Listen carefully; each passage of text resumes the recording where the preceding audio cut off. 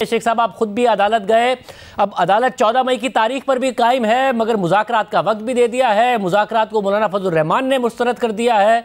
ये कैसे बात आगे बढ़ेगी? आपको इलेक्शन होते नजर आ रहे हैं या कुछ और होता नजर आ रहा है? मौलाना फजलुर रहमान को पता नहीं आज रोज़ा लगा हुआ था, काबिल एहतराम है, या सूरज ग्रहण लग गया है।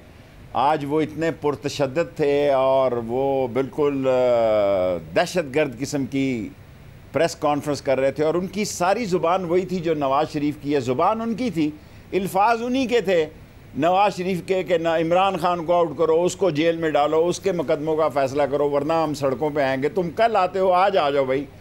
और सुप्रीम कोर्ट बड़ी वाज़ेह है, शाज़ेब, आइन और कानून जीतेगा, आइन और कानून जीतेगा, आइन और कानून और अदलिया जीतेगी। ये जलील और रुसवा होंगे, पहले भी हो चुके हैं। 1 साल में इन्होंने माशी, समाजी, इक़्तिसादी, अदालती तबाही और बर्बादी की है।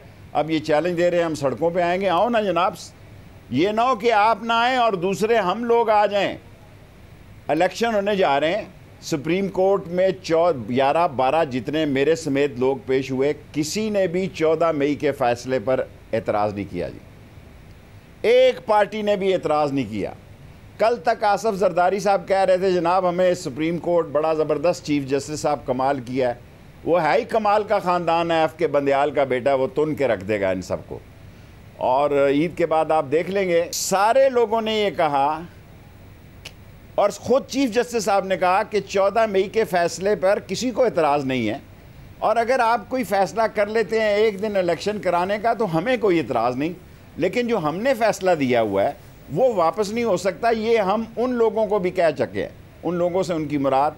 मगर शेख साहब, ज़्यादा बेहतर ना होता कि अदालत ने अगर फैसला दे दिया है अपने फैसलों पर कायम रहती? ये एक पंचायत भी बन गई है कि जी अगर आप फैसला कर लें और इत्तफाक कर लें तो फिर हम अपना फैसला बदल लेंगे, वरना फिर हम अपने फैसले पर कायम हैं। देखें, चीफ जस्टिस साहब ने कहा वो लोग जो हमें मिलने आए थे उनको भी हमने भी बता दिया, और हमने ये जो दरख्वास्त आई थी कि सिक्योरिटी के इंतज़ामात की, उसको भी हमने मुस्तरद कर दिया।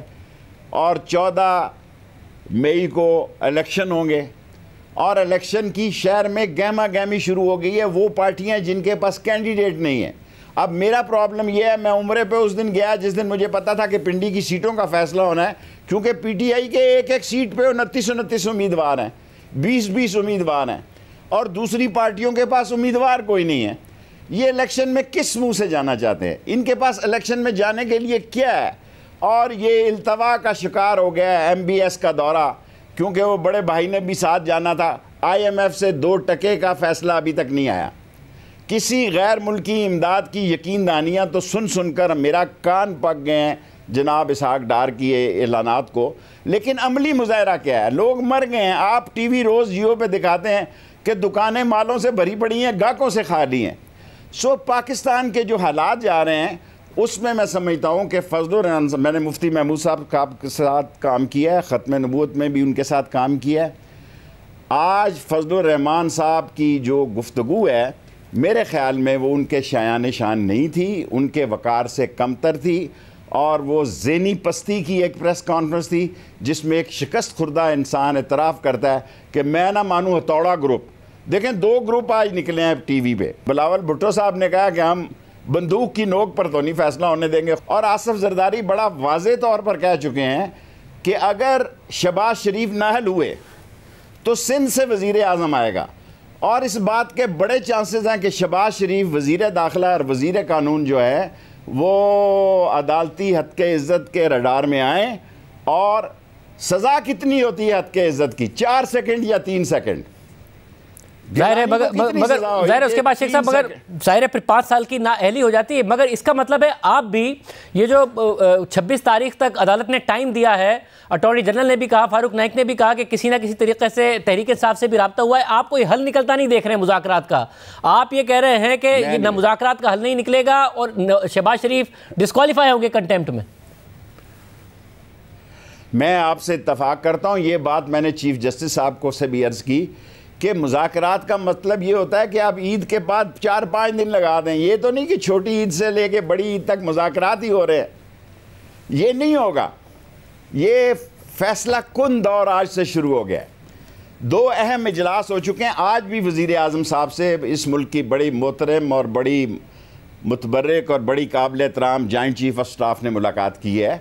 हर आदमी को फ़िक्र है, सारी दुनिया को फ़िक्र है, बाहर इनकी कोई एक्सेप्टेंस नहीं है, कोई इन्वेस्टमेंट नहीं है, कोई पाकिस्तान की सूरत हाल पर आपसे ज़्यादा कौन बेहतर जानता है कि पाकिस्तान की माशी तबाही, बर्बादी और नाअहली और नाकामी और तबाही के जो असरात हैं वो आम आदमी सह रहा है, बड़े लोग तो सह नहीं रहे।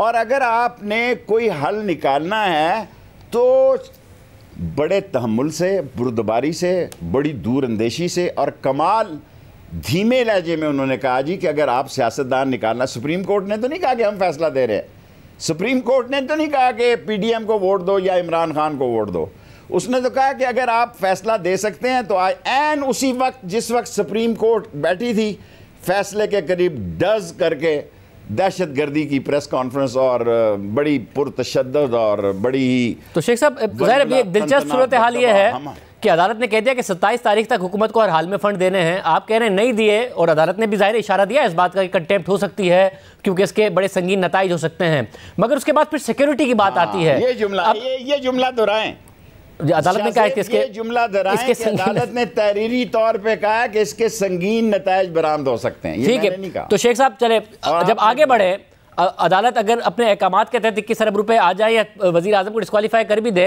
मगर उसके बाद की स्टेज में सिक्योरिटी का मसला है, डिफेंस मिनिस्ट्री ने और ज़ाहिर हसास इदारों ने कह दिया कि हम नहीं प्रोवाइड कर सकते, फिर वो बात आगे कैसे बढ़ेगी?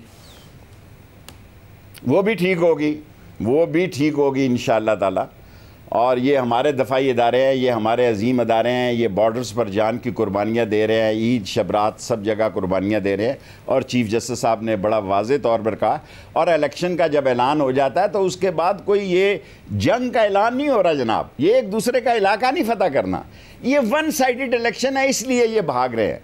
इसलिए फजलुर रहमान के हू बहू, काश मेरे पास अगर मोबाइल फ़ोन अगर मुझे इजाज़त दे मैं सुनाऊं कि जो जुमले नवाज़ शरीफ साहब ने इस्तेमाल किए कि इमरान खान को नाअहल किया जाए, इसको जेल में डाला जाए, इसको आउट किया जाए, ये मुसल्लत किया गया है, वही जुमले आज मौलाना फजलुर रहमान साहब ने अदा किए। यानी फजलुर रहमान साहब और नवाज शरीफ एक पिच पर है साहब ज़ाहिर है। और यहाँ तक की जो डिमांड है मौलाना फजलुर रहमान की, ये अनफेयर डिमांड है, क्योंकि कोई भी सियासी लीडर इस तरीके से आउट होता नहीं है, ना इमरान खान होंगे, ना ही माजी में कोई और सियासी लीडर हुआ है, अवाम उसका फैसला करते हैं। तो आप ये कह रहे हैं कि मुज़ाकरात से बात तय पाएगी नहीं और फिर इलेक्शन की तरफ जा रहे हैं, यानी कि सियासी अदम इस्तेहकाम ही की तरफ जा रहे हैं, जिसमें वज़ीर आज़म को भी आप खतरे में देख रहे हैं, मगर इस्टेब्लिशमेंट आप कह रहे हैं कि इस्टेब्लिशमेंट प्रोवाइड कर देगी सिक्योरिटी, इलेक्शन हो जाएगा। मैं पाकिस्तान में सिक्योरिटी के हालात अच्छे देखता हूँ, मुझे अपनी अफवाज पर और अपने शहादती और गाजी दस्तों पर फ़ख्र है, और पाकिस्तान के पास कमी नहीं है। और पाकिस्तान के इस वक्त के हालात पिछले इलेक्शनों के कई हालात से, क्योंकि 2 खुदकुश हमले मेरे इलेक्शन कैंपेन के दौरान होते हुए बचे, जो जाके आर्मी चीफ के हाउस पर एक अटैक किया गया और एक स्टेशन रोड पर किया गया, जो मुझ पर और मेरे जलसे पे आ रहे थे।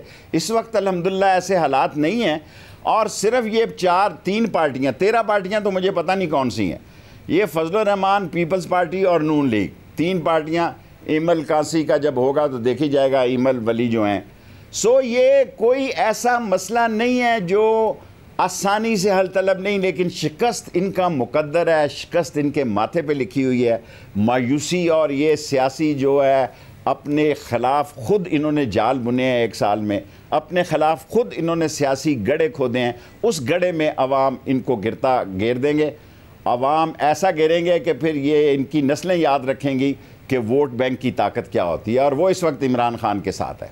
बहुत शुक्रिया। शेख रशीद अहमद साहब हमारे साथ मौजूद थे। मुज़ाकरात के ज़रिए मसले का हल नहीं देख रहे हैं, मगर वज़ीर आज़म को डिस्क्वालीफाई होता देख रहे हैं कंटेम्प्ट की वजह से।